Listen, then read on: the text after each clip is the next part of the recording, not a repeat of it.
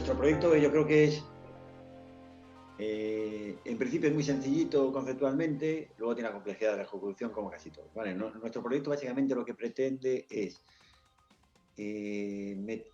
crear una especie de firewall externo a la industria, a las empresas, en la que podamos analizar de manera externa todos los datos y devolver el resultado, ¿vale?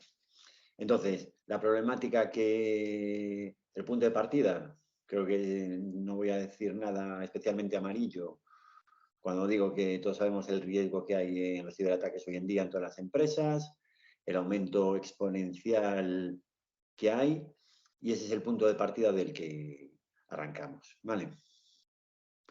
Los objetivos que queremos conseguir para el usuario en este proyecto es, sobre todo, mayor seguridad de las redes corporativas, el aumento de la confianza en TI y mayor apuesta al reducir riesgo, que si nosotros notamos en nuestro perfil de clientes, pequeño, mediano, cliente industrial, que tienen muchísimo miedo porque todas las noticias que llegan son altamente tremendistas en general. ¿Vale? Entonces, era una de las cosas, mejorar la competitividad a través de TI.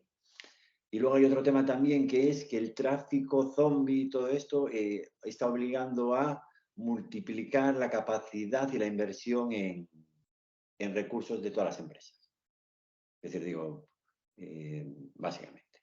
Entonces, los objetivos del proyecto fue generar un algoritmo basado en temas sobre todo de inteligencia artificial, y luego lo vemos, basados en temas de segmentación, temas de algoritmos heurísticos, que al final parece mentira, pero funcionan muy bien en este caso, y sobre todo temas de machine learning para que el sistema vaya aprendiendo. ¿Vale?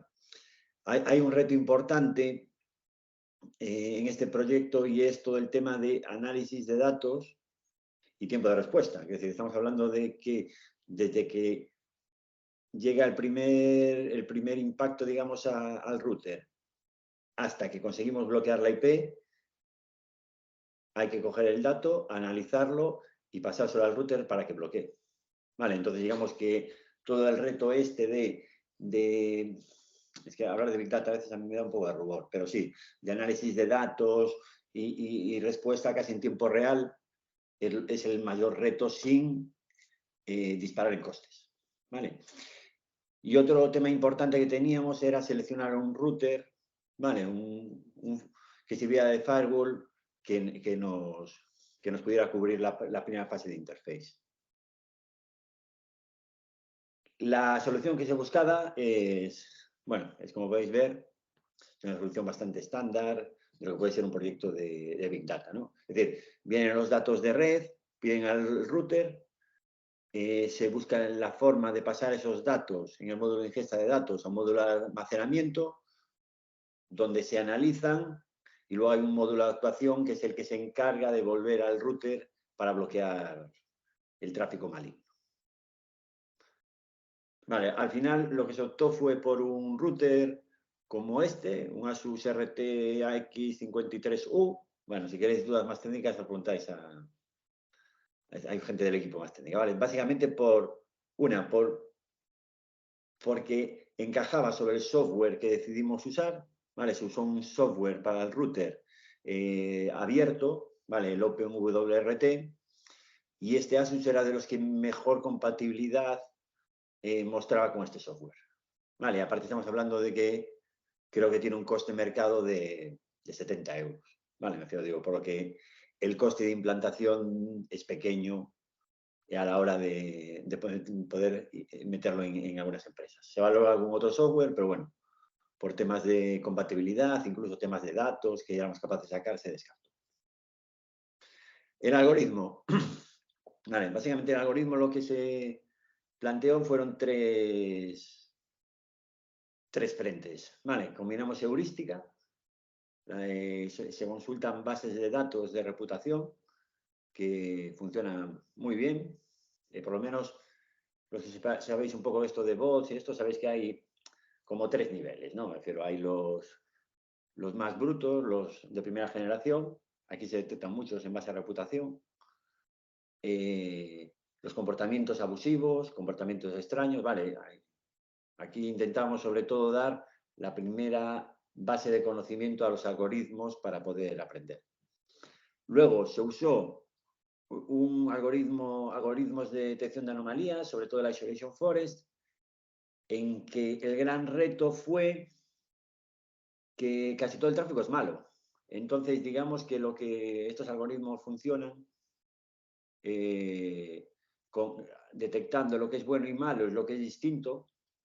El gran reto fue estabilizar lo que es bueno y lo que es malo para poder trabajar con él.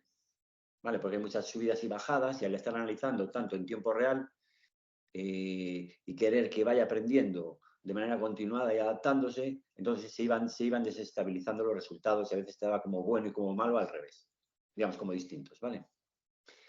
Y luego se utilizó también se utiliza un tercer algoritmo de Machine Learning supervisado, en principio Random Forest, ¿vale? En el que vamos alimentando con los resultados de heurística, de lo que se detecta por anomalías y lo que va aprendiendo de antes.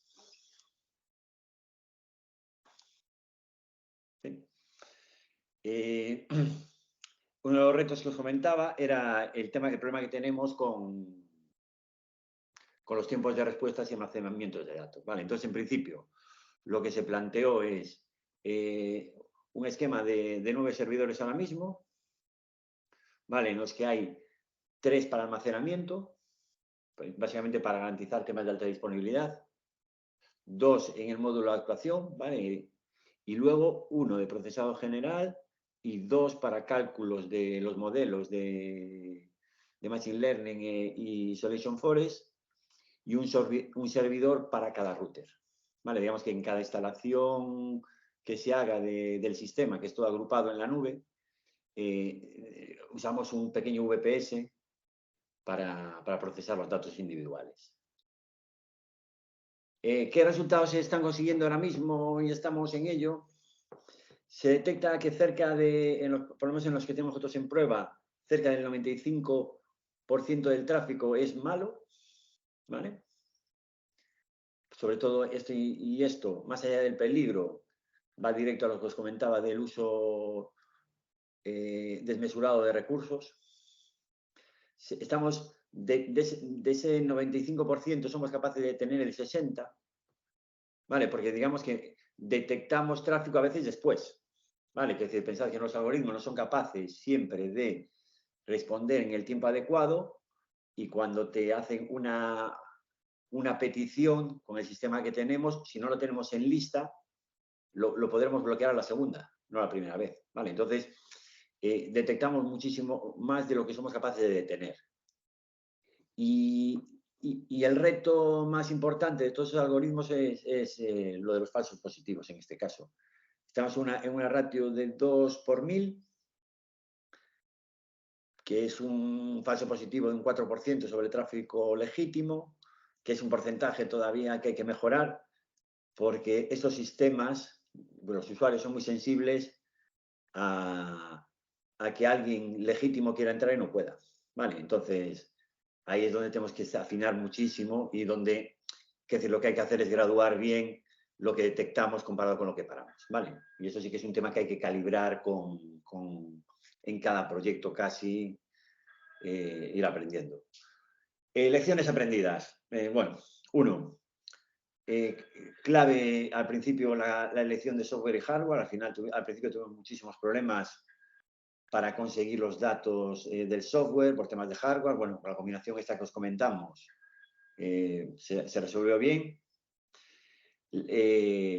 La parte de heurística, que teníamos poca fe inicialmente, fue fundamental en la eficiencia del proyecto. Funcionan muy bien las fuentes heurísticas y para entrenar el modelo funcionó para nosotros muy bien. El tiempo es oro, sobre todo en los tiempos de respuesta.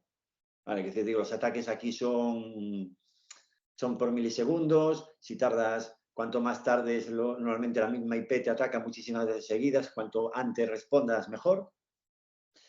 Los que ganan más dinero invierten más dinero. Esto es un principio básico que hemos detectado que según vamos corrigiendo ciertos comportamientos, ellos lo cambian más rápido que somos nosotros capaces de volver a cambiarlo.